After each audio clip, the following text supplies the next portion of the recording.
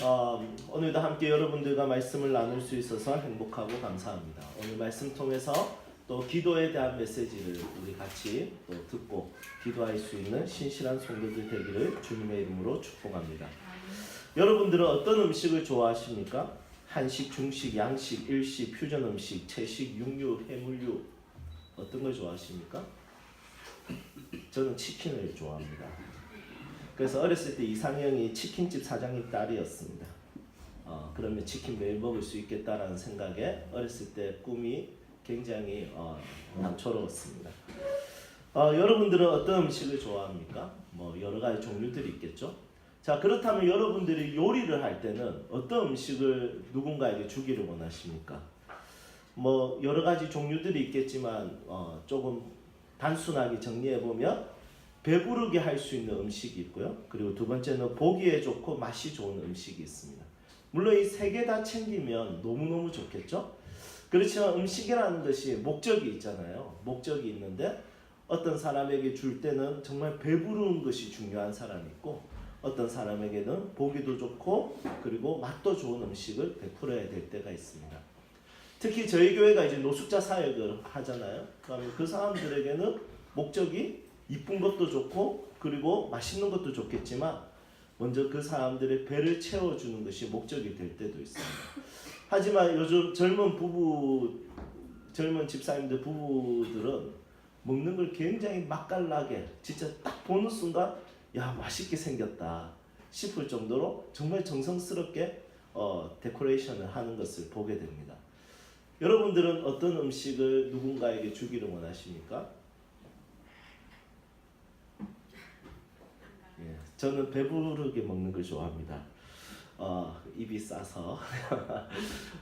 여러분 그렇다면 하나님은 우리에게 무엇을 주기를 원하실까요? 하나님은 우리에게 어떤 진짜 실제적인 배부름에 대한 목적을 가지고 계실까요? 아니면 그냥 우리 인생의 하나의 액세서리처럼 내가 하나님 믿는다면 조금 더 근사하게 보이고 조금 더 도덕적으로 보이게 하는 그런 어떤 액세서리와 같은 존재일까요?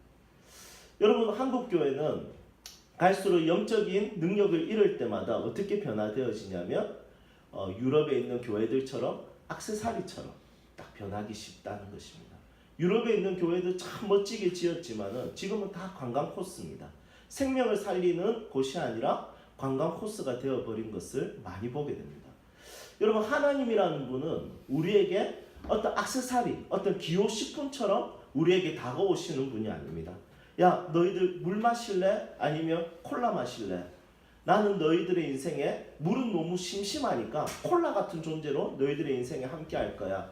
그러니까 우리 인생을 조금 더 윤택하게 하고 조금 더 맛깔나게 하는 그런 겨우 그 정도의 분으로 우리에게 오시는 분이 아니라 하나님은 진짜 실제적으로 하나님은 우리의 현실적으로 우리의 인생을 배부르게 하고 죽을 것 같은 우리의 인생을 살리고 낙심되어 있는 우리의 인생을 일으키시고 우리에게 실제적인 모습으로 오신다는 것입니다. 그래서 성경은 뭐라고 말하냐면 목마르거든 오너라, 갈증이 있거든 오너라, 지쳐있다면 오너라, 수고하고 무거운 짐 지고 있다면 오너라. 내가 너의 안식이 되고 내가 너의 생명이 되고 내가 너를 살리고 일으키고 소망이 되겠다.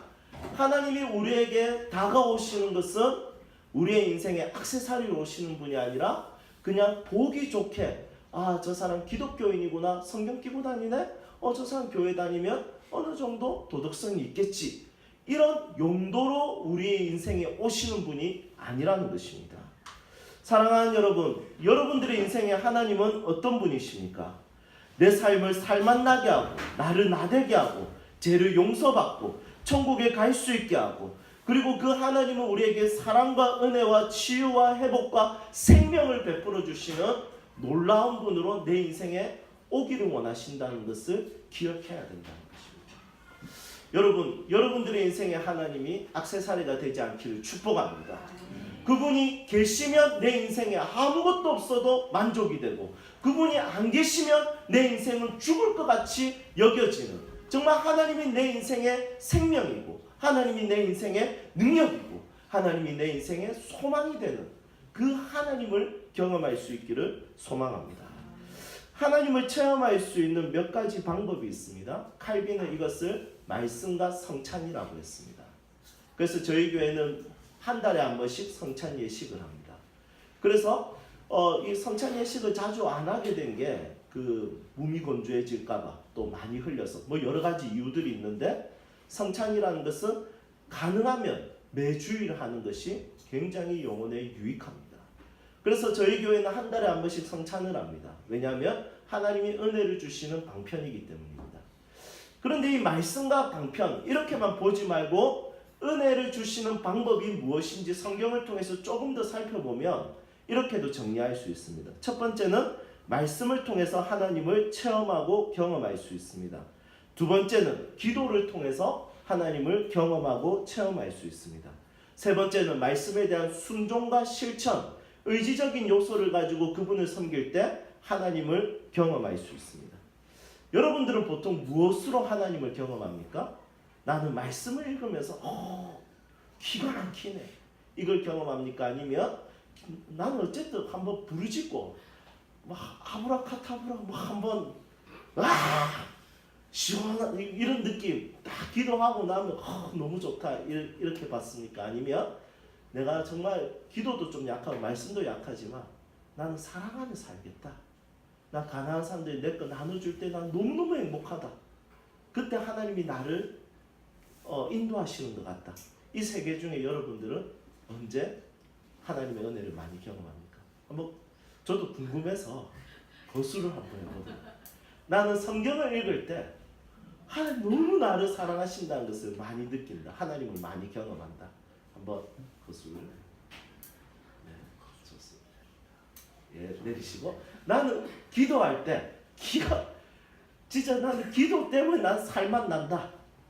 한번 손 들어보시죠. 좋습니다. 또 나는 실천할 때 말씀을 순종할 때 하나님 주신 복이 너무 크더라. 내가 누군가를 이렇게 베풀어 줬을 때 참 행복하다. 한번 손 들어보시죠. 세 번째가 좀 많네요. 안 드신 분들은 아직까지 말씀과 기도와 실천을 아직까지 안 해보신 분 했겠죠? 네. 어쨌든 여러분 이 세 개 중에 어떤 자기에게 주시는 독특한 하나님의 은혜를 경험하는 사람들이 분명히 있습니다. 저는 세 개 답니다. 네, 납실하죠? 여러분 이 세 개 다 균형 있게 한다면 반드시 하나님의 은혜를 경험할 수 있습니다. 그렇다면 오늘 본문 말씀에서는 하나님이 우리에게 제시하시는 방법은 무엇일까요? 너희들 나를 만날 때 나의 능력을 경험할 때 이렇게 하면 좋겠다. 그 제시하는 방법이 오늘 본문 말씀에 기록되어 있습니다. 먼저 오늘 본문 말씀을 조금 설명하겠습니다. 너무 잘 알려져 있는 말씀이죠. 예수님이 수제자 3명 베드로, 요한, 야고보를 데리고 변화산에 올라가서 영적인 체험을 시켜줍니다. 그러면 밑에는 제자가 몇 명이 남습니까? 9명이 남습니다. 9명이 남는데 이 9명의 제자들에게 누가 찾아오냐면 귀신 들린 아들을 데리고 있는 아빠가 자기 아들과 함께 그 제자들에게 찾아옵니다. 그리고 이야기합니다. 우리 아들이 너무 괴로워합니다. 나도 너무 힘듭니다. 이 귀신을 좀 쫓아내 주십시오 했는데 그 제자들이 또 본 게 있잖아요. 막 나사렛 예수 그리스도 마귀들과 싸울지라 막 이러면서 했는데 이 안 나가는 거예요. 그러니까 옆에서 서기관들이 이 종교 지도자들이 아이고 저 예수 따라다니기다 별로 능력도 없네 막 이러니까 그 제자들이 열받아가 뭐라 했노 뭐 이러면서 서로 싸우고 있었습니다. 그때 예수님 딱 내려오니까 예수님께서 너 왜 싸우냐 물으니까 그 아빠가 그 예수님에게 이야기합니다. 내 아들이 귀신에 들렸는데 당신의 제자들이 쫓아내지 못하고 저들끼리 싸우고 있다고. 예수님 좀 도와주면 안 되겠냐 이렇게 이야기합니다. 여러분 귀신 들린 이 아들의 상태는 굉장히 심각했습니다. 성경에 보면 어렸을 때부터 귀신에 들렸고 그래서 말도 못하고 듣지도 못하고 여러분 귀신에 들리지 않아도 여러분 이런 현상이 나타납니다. 말도 못하고 듣지 못하는 현상 뭡니까? 소통이 안 되는 현 시대의 모습을 보게 됩니다. 여러분 분명히 다 들을 수 있는데 말할 수 있는데 부부끼리 소통이 안 돼요.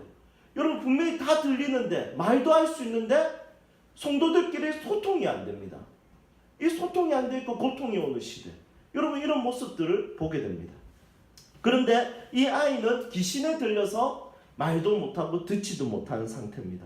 그리고 기절합니다. 그리고 거품을 불고 간질 현상이 일어나고 몸이 뻣뻣해지는 굳어지는 현상도 일어납니다.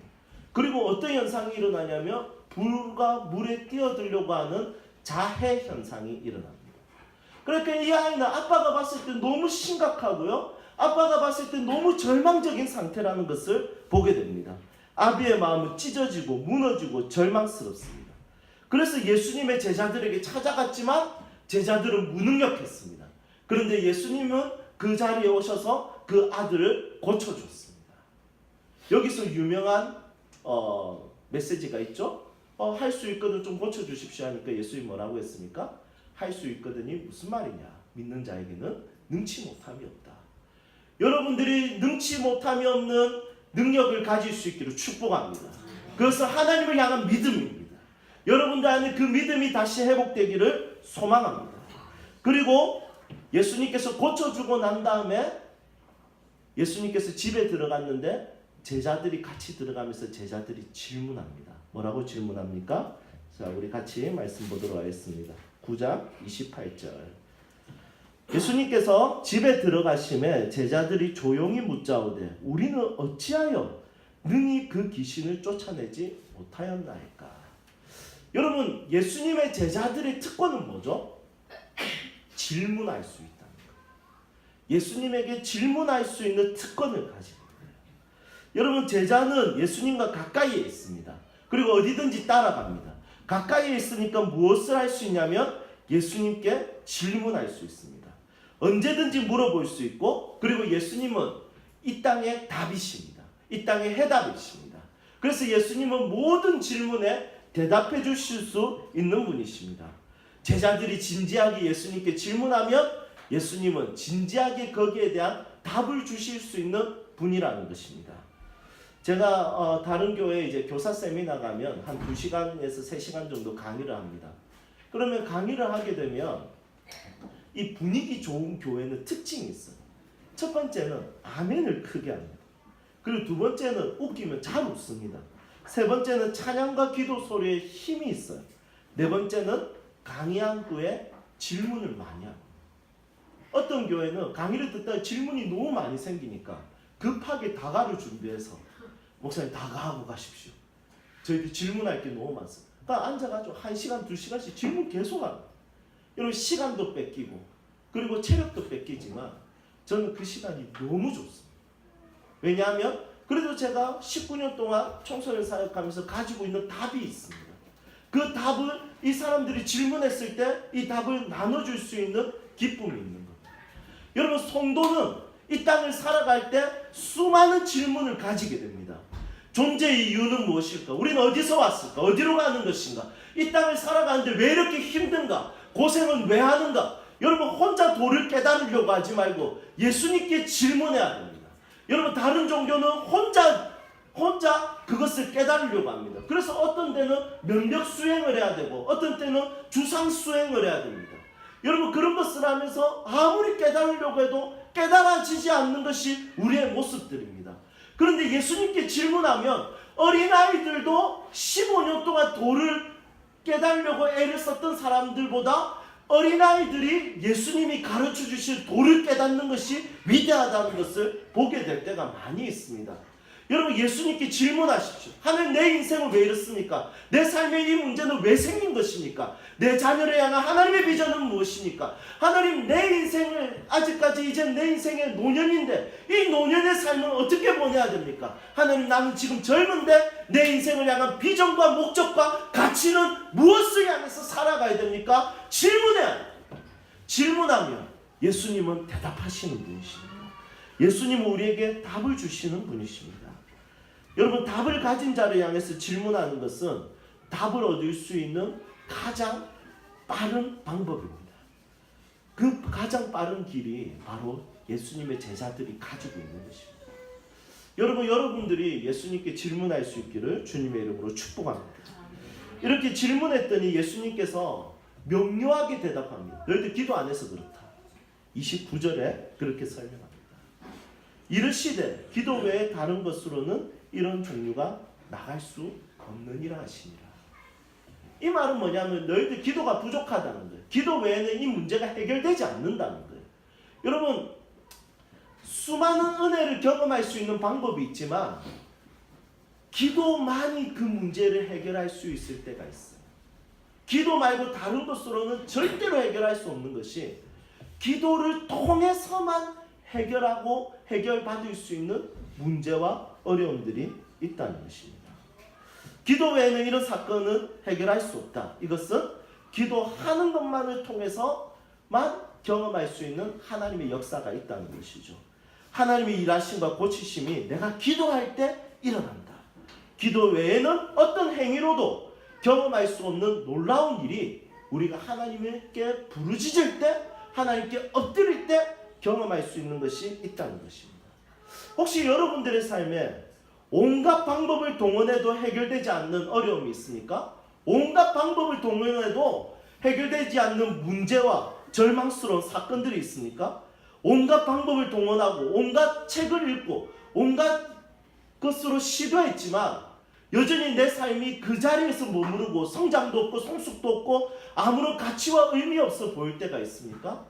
여러분, 혹시 기도하지 않아서 그런 거 아니에요? 그럴 수 있는 것입니다. 여러분, 기도 빼고 다 하는 그리스도인이 종종. 여러분, 저도 보면 기도 빼고 다른 거 다 할 때 있어요. 목회를 할 때. 왜냐하면 그게 더 성과를 줄 것 같아. 상처받은 사람 상담해주고 찾아가고 신방해주고 좋아해. 그거 다 하는데 기도는 안 해. 여러분, 그러면 아무리 하려고 해도 그 성도들의 삶의 문제가 해결되지 않을 때가 참 많이 보게 돼요. 그런데 아무것도 하지 않아도 잠시 잠깐 하나님 이 사람을 고쳐주십시오 기도했는데 하나님이 일하시는 것을 경험할 때가 있다는 것입니다. 어떤 사건과 어떤 문제에 대해서는 하나님이 이것을 기도라는 것을 통해서만 해결할 수 있도록 열어놓은 것이 있어요. 여러분들 지금 삶에서 지금 묶여있고 절망스러운 순간 혹시 그것에 대해서 기도 빼고 다 해본 거 아닌가요? 여러분, 기도해 보십시오. 기도 외에는 이런 종류는 나갈 수 없다. 기도 외에는 그 문제 해결 안 될 거야? 너 기도하면서 나를 찾아와야 돼. 너 나에게 부르짖어. 그러면 내가 너의 자녀를 돌보고 너의 가정을 돌보고 너의 모든 삶의 형편에 함께 할 거야. 그걸 네가 꼭 경험하게 될 거야.